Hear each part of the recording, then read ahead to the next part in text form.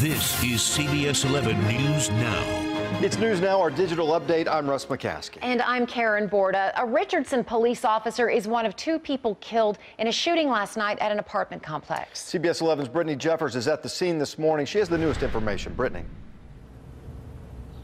Now, Russ and Karen, some terrifying moments for people out here last night. That standoff ended in the death of two people, as you mentioned, including that Richardson police officer. Now, they were originally called out here around 7 o'clock on a disturbance call, but officers say when they showed up, there was a gunman barricaded inside. They say that he fired his weapon at one of the officers, striking him in the neck. That officer was then rushed to the medical city of Plano, where he was pronounced dead. And we do know a civilian was also shot and killed. We have learned that that was 30-year-old Rene Gomez, and he was a resident here at that apartment complex. So police out here, Plano police helping Richardson police. You can see their mobile command center here behind me. They've been out here all morning long, still trying to piece together the details of exactly what happened out here last night. Brittany, that's what I was going to ask you, because it's been, I mean, this is live. This is Facebook Live, where you can see those vehicles behind you there. It's been 9 hours or so since they arrested this suspect. What all is going on in terms of this investigation? Do you know? Well, we do know that there's a lot of mutual aid that's happening right now. Richardson police receiving help from the crime scene investigators with Plano. They are here, and as you mentioned, you can see them behind me. They have crime scene tape set up, but their crime scene units are set out here. Their mobile command centers. They tell me right now they're just gathering evidence, trying to map together exactly what happened out here. Plano police also tell me that they're going to be try to relieve some of these Richardson police officers. They tell me that a lot of the people who responded last night worked the overnight shift, putting in a lot of hours, and so they're just here as backup, as reinforcement, just to try to help them in this devastating situation. And Brittany, is that apartment complex open right now? We know that residents last night were told to shelter in place. So can people come and go? People are able to come and go right now. The things, by all accounts, are back to normal, except for this particular apartment unit. And they tell me they're going to be out here the rest of the day. Police officers say that, but they say it might take several days. They just don't know how long this investigation will take. But there are some vehicles, some residents whose cars are parked within this crime scene tape. Officers are out here allowing them to get their car, to leave. Many people still trying to get to work or take their children to school this morning. So people at the apartment complex are coming and going. Of course, many of them shook up, still rattled by what they saw last night. Many of them had to shelter in place, as you said, last night, and heard the gunfire.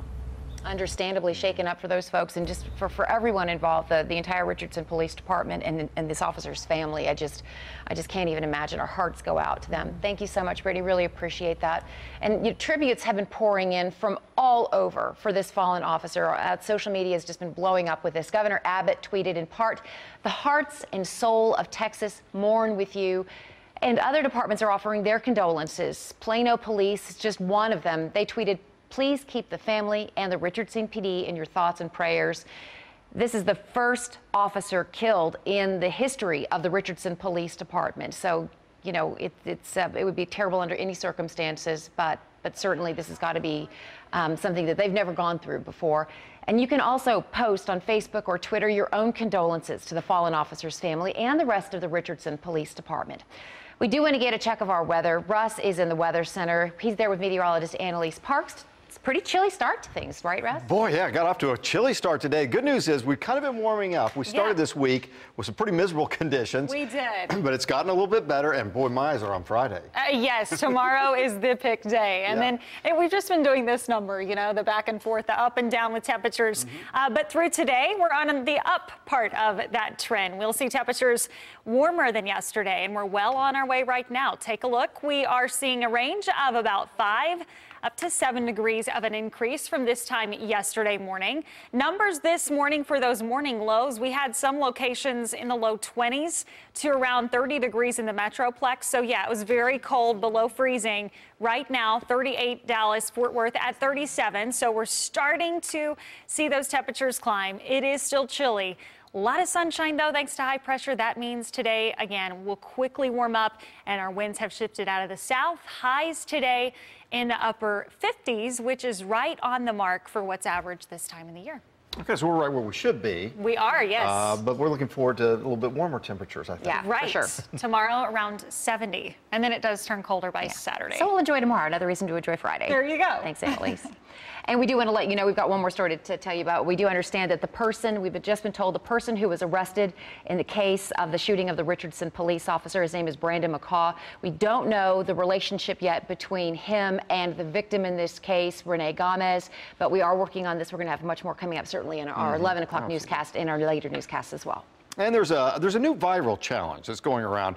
I haven't seen this till this morning, but thankfully this one does not involve those Tide Pods. This one has to do with an egg. This is the egg challenge. It tests dogs to see if they can hold an egg in their mouths without breaking the eggs. It all started with the idea that golden retrievers, well, they've got such a gentle bite, they can hold eggs without breaking them.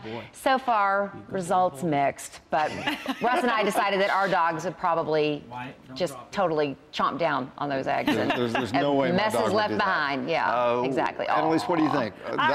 Yeah, you know what? My dog, Golden Doodle, so some of that retriever, Right. and he's got a really gentle bite. Now that you say that, Would you, never so thought would you about give it. that a try? I think so. Really? Okay. I'd do it. All right. A certain part of the house. We'll be waiting for the viral video. Exactly. Or maybe on the porch. Yeah. Right, there you go. Go outside. And we do want to thank you for watching CBS 11, the ones for Texas. For the latest updates, head to CBSDFW.com. You guys have a great day. We'll see you in a little bit.